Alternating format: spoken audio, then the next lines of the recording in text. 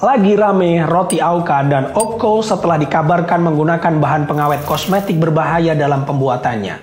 Zat tersebut diduga dipakai agar produk roti tahan lama hingga berbulan-bulan dan tidak berjamur meski telah kedaluarsa. Waduh, kemarin pas takziah baru makan nih satu nih.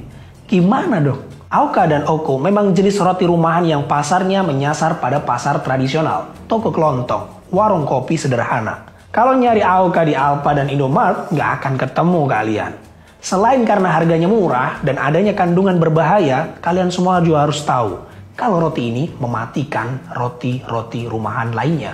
Dan siapa sih sebenarnya di balik roti rumahan ini? Apakah benar roti rakyat yang punya rakyat juga? Berdasarkan laporan majalah Tempo, ternyata kedua produsen roti tersebut berasal dari dua perusahaan yang berbeda dan tidak ada hubungan satu sama yang lainnya. Dan berdasarkan akta perusahaan yang dilihat, Auka diproduksi oleh Indonesia Bakery Family yang berstatus perusahaan penanaman modal asing. Sedangkan Oko diproduksi oleh Abadi Rasa Food selaku perusahaan swasta nasional. Jajaran pengurus Indonesia Bakery Family pun didominasi oleh warga negara asing. Sebagai contoh, jabatan Direktur Utama Indonesia Bakery Family dipegang oleh seseorang yang berinisial GX, warga negara Cina.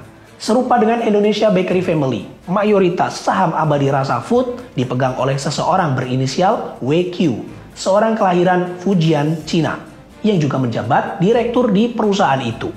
Waduh, selama ini dikiranya roti rakyat ternyata bukan rakyat biasa. Menariknya, sejak munculnya roti ini, banyak produsen roti rumahan yang bangkrut, gulung tikar, bahkan putar haluan milih jadi agennya. Faktanya di daerah Kalimantan, roti rumahan banyak yang tutup karena banyak roti Auka yang masuk bisa puluhan kontainer. Warga mayoritas nelayan memilih memberi roti dengan merek Auka dengan alasan harganya murah, enak, dan tahan lama. Jadi awet kalau dibawa berlayar. Hal itu sangat meresahkan bagi industri rumahan lokal. Ya siapa sih yang terima? Tiba-tiba dari luar masuk brand roti rumahan yang langsung menyisihkan usahanya. Sebagai warga yang pintar dan budiman, harusnya saat mengkonsumsi makanan, kita juga harus tahu kandungan apa yang terkandung di dalamnya. Kenapa makanan A, B, dan C bisa tahan lama? Apa sebabnya?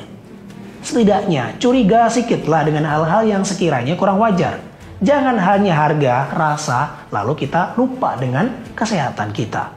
Satu hal lagi, roti rumahan yang wajar itu tahan lama maksimal 5-7 hari.